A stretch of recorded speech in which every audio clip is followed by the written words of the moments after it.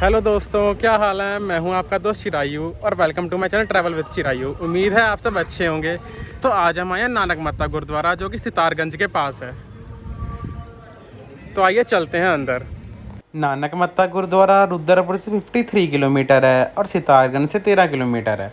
आपको यहाँ आने के लिए शेयरिंग ऑटो और शेयरिंग जीप भी मिल जाती है। और अगर आप अपनी गाड़ी से आ रहे हैं तो आपको यहाँ पे फ्री पार्किंग भी मिल जाएगी। तो हम अपनी गाड़ी यहाँ पे खड़ी करके चलते हैं गुरुद्वारे की तरफ। आपको पार्किंग से ही गुरुद्वारा दिख जाता है और 2 मिनट की वॉक पे गुरुद्वारा आ जाएगा।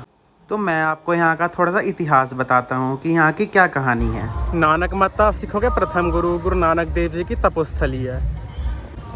माना जाता है कि जब गुरु नानक देव जी कैलाश पर्वत की तरफ जा रहे थे तो उन्होंने यहाँ पे रुक के अपनी तपस्या करी थी। तो गुरु नानक देव जी यहाँ पे अपने 2 शिष्यों के साथ आए थे जिनका नाम भाई मर्दाना और बाला था। और इन्होंने यहाँ पे कई वर्षों तक तपस्या की थी। आपको गुरुद्वारे के बाहर बहुत सारी शॉप्स मिल जाएंगी जहाँ पे रुमाल, कड़े और भी बहुत सारी चीज़ें मिलती हैं। क्योंकि गुरुद्वारे के अंदर बिना सिर ढक के नहीं जाते, इसलिए मैंने भी यहाँ से रुमाल ले लिया था जो मैंने पहना हुआ है। तो पहले हम चलते हैं अपने शूज़ उतारने। और पीछे से ही आपको बैकग्राउंड में गुरबाणी सुनती हुई मिलेगी पूरी वीडियो में, क्योंकि यहाँ पे हर वक्त गुरबाणी चलती रहती है। और गुरबाणी सुन के मन को बहुत शांति सी फील होती है और बहुत अच्छी वाइब्स आती हैं यहाँ पे।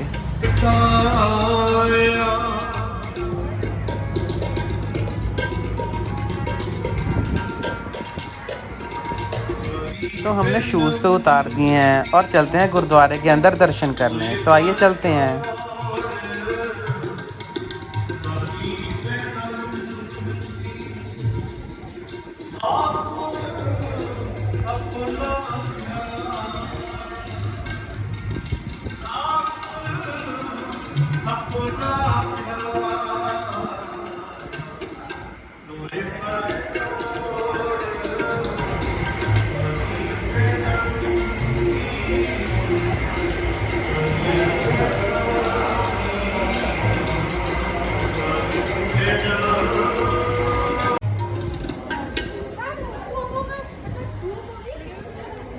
इस टाइम धूप बहुत तेज़ है तो बहुत ही ज़्यादा गर्मी हो रही है। और नानक मत्ता साहिब का गुरुद्वारा तो बहुत ही ज़्यादा बड़ा है। गुरुद्वारे में ही लेफ्ट हैंड साइड पे आपको पीपल का पेड़ दिख जाएगा, जिसे पीपल साहिब भी कहा जाता है। और इस पीपल के पेड़ की भी बहुत मान्यता है।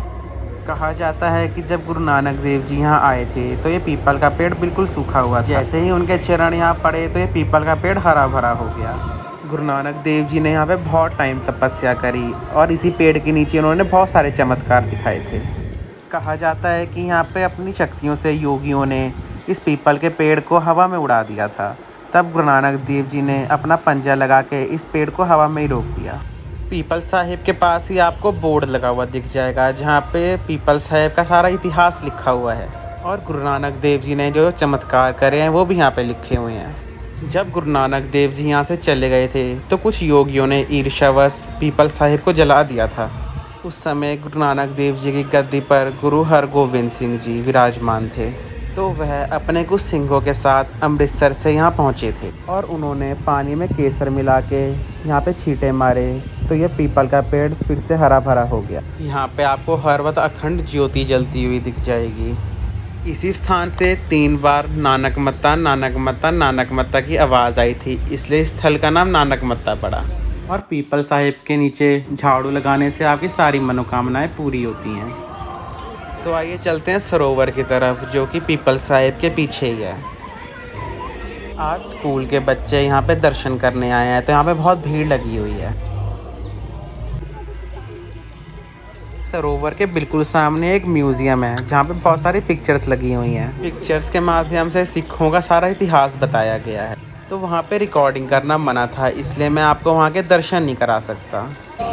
आपको एक बार तो नानक मत्ता गुरुद्वारे आना चाहिए और यहाँ पे दर्शन करने चाहिए। माना जाता है कि यहाँ श्रद्धालुओं की सारी इच्छाएं पूरी होती हैं। आप जो ये सामने लाइन देख रहे हैं, यहाँ से आपको प्रसाद मिलता है और आप गुरुद्वारे में अंदर चढ़ाने के लिए भी प्रसाद यहाँ से ले जा सकते हैं।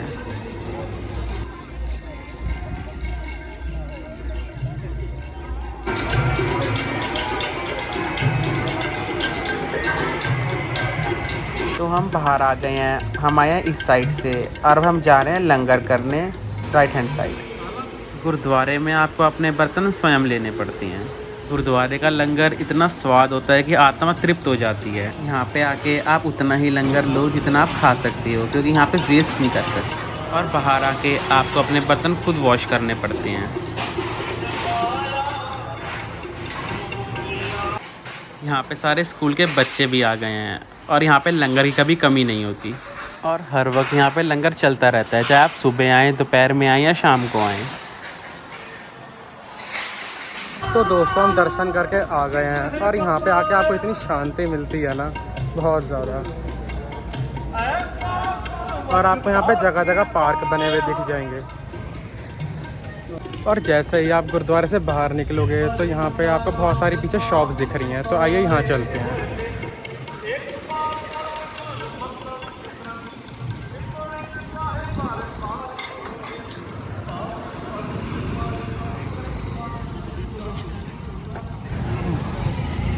यहाँ पे आपको बहुत सारी गिफ्ट शॉप दिख जाएंगी और यहाँ पे आपको रुमाल, कड़े, बच्चों के लिए खिलौने और भी बहुत सारी चीज़ें हैं। जैसे कि मेला लगता है ना, बिल्कुल वैसा ही है यहाँ पे। और अगर आपने फ़ास्ट फूड खाना है तो गुरुद्वारे के बाहर ही आपको बहुत सारे वेंडर्स दिख जाएंगे।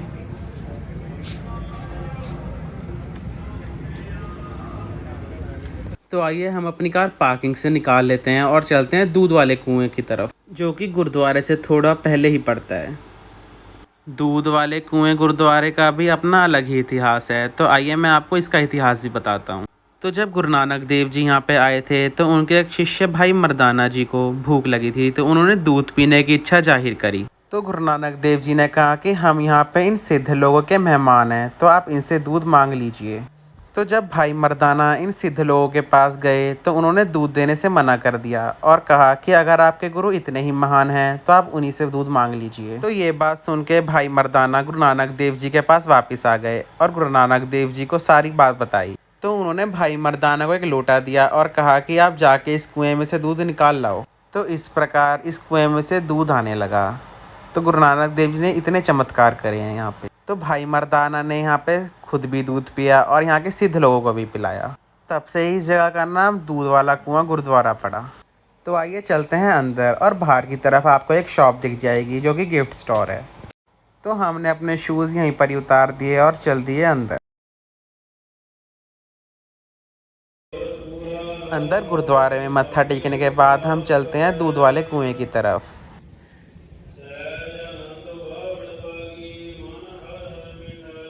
दूध वाले कुएं के बाहर ही आपको यहाँ का इतिहास लिखा हुआ भी दिख जाएगा।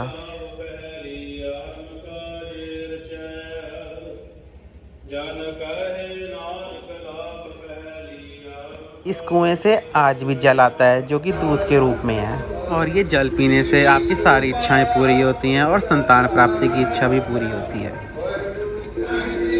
तो हम दूध वाले कुएं के दर्शन करके आ गए हैं और हम जा रहे हैं नानक सागर, जो कि गुरुद्वारे से 500 मीटर की दूरी पे है। गुरुद्वारे के पीछे ही रोड जा रही है, आप वहाँ से नानक सागर तक पहुँच सकते हैं।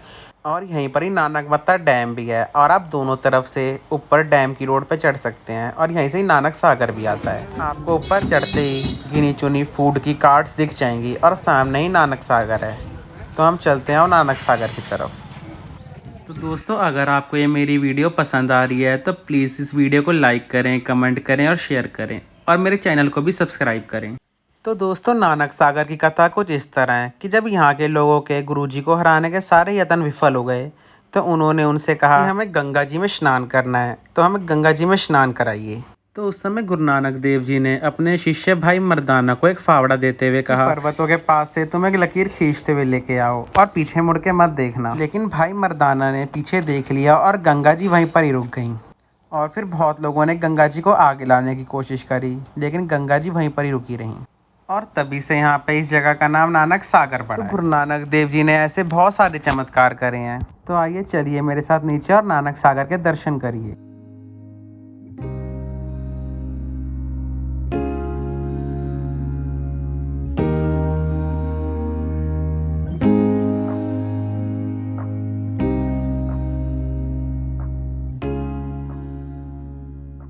तो दोस्तों, हम वापस फिर से आ गए हैं ऊपर और आप यहाँ पे देख सकते हैं कि आपको दूर दूर तक बस पानी ही दिखेगा और आपको पता है यहाँ पे बोटिंग भी होती है।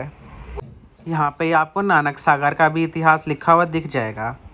तो दोस्तों मैं अपनी वीडियो को यहीं पर ही ख़त्म कर रहा हूँ। तो उम्मीद है आपको ये वीडियो पसंद आई होगी।